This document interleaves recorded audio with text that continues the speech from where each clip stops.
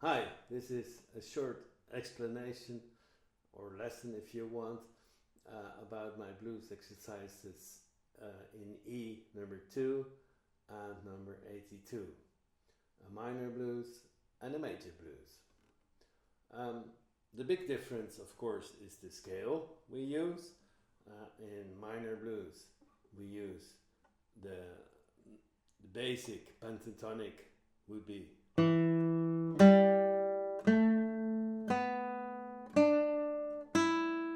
but we also use the G sharp and the A sharp in between. So the full scale which we use is tonic, then minor third, major third, fourth, augmented fourth,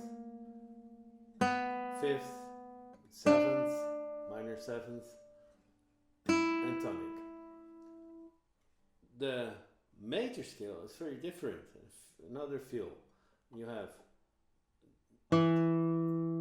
E, tonic, then major second, minor third, major third, then fifth, major sixth, E. So it's another feel.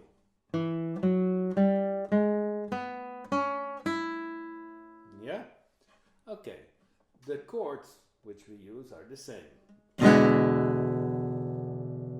E dominant seventh, A dominant seventh, and B dominant seventh. The phrasing, of course, is also the same. We have 6 phrases in 12 measures. Okay, so the first, number 2, I go.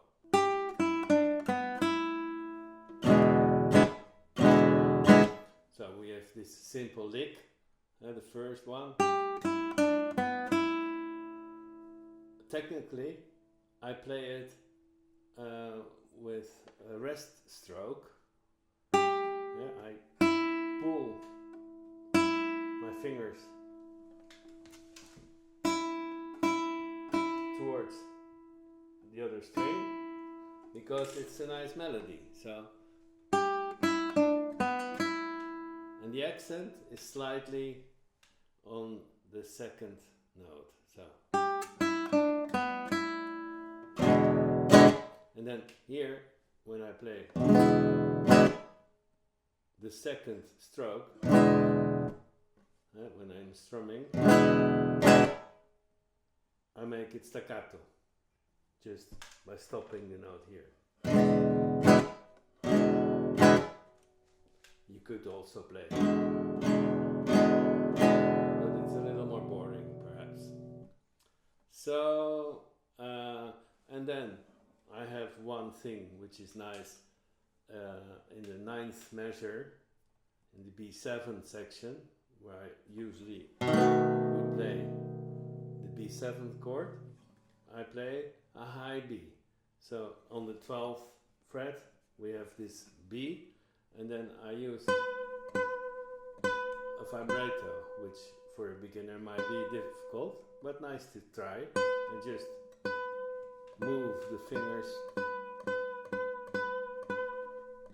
and then I make a slide to the C sharp from the A chord.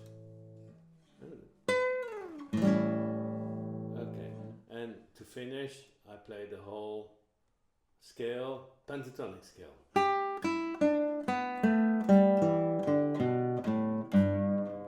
a bending note, which is typical for blues here. So, it's a nice piece. Also, if you don't play usually blues, just a nice way to learn to play the guitar. I use it usually after 10 lessons for beginners. The next one, I wanted to contrast with the minor blues by making a major blues with some other details. So I start the melody, the first lick, with rest stroke, because it's melody. Then, instead of this strumming, I use a bass and plucking with 2 fingers part of the chord. So I have E and then a G sharp and a B, which are part of the E 7th chord, and then I have this other bass, B, and then I play an interval of a second with the D and the E, which forms part also of the E dominant. E. And so I plug it again. Yeah? Okay, then I have a hammer-on, legato, on different spots in the measure. So. And I finish with this G. It's nice, you can stop it here with a palm mute. Then you could pluck it, this one, or you just strum it as well. So, yeah, and if you don't use palm mute, you can make a nice vibrato again, or more funky. And then, what did I use? So in the 7th measure, we start with a little rest. So I come from the 6th, which is, and then I stop the sound, like here, or, but if I do it like this, just with my finger and thumb, there's still a note sounding. So I really want to stop it, and I do a palm mute like this. So.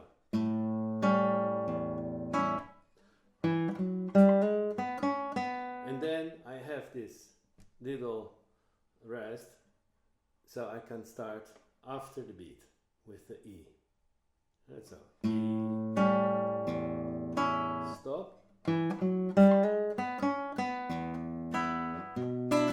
And then again, I have this. I stop, completely silent. Silence is also important in music, so it's a sort of effect. And then I start the next measure with the rest strokes again. Yeah, and then in the 10th measure, I have this F sharp here with my pinky, and I play it with my thumb, since it's a bass note, and then I play with 3 strokes these 2 notes, so they all sound together in a quite complex harmony, in fact, because I hear, this is the result of what I hear, and F sharp, B together. So, but separately I do. And then I remove everything and just hear the C. So. And then in the turnaround, I also want to mix the sounds. So I don't play rest stroke. I play free stroke. The difference is rest stroke.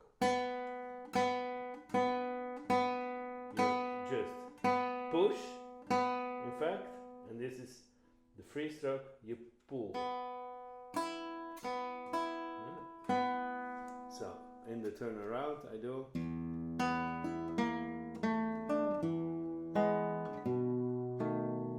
Then, to finish, in the 12th measure, I have this E7th, B7th.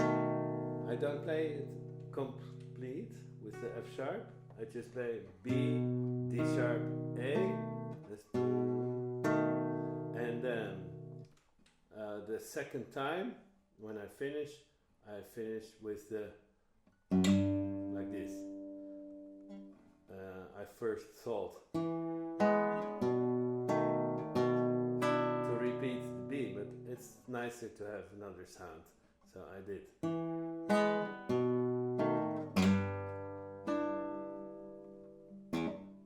And a staccato to finish. So that's a little explanation about these two exercises. I wrote plenty of them in many levels and other tonalities as well, so you can just listen to all the YouTubes I made during those years. But I would appreciate if you comment and perhaps subscribe. You can buy the scores on my website. There's a link down here. Well, that was it. See you again. Bye bye.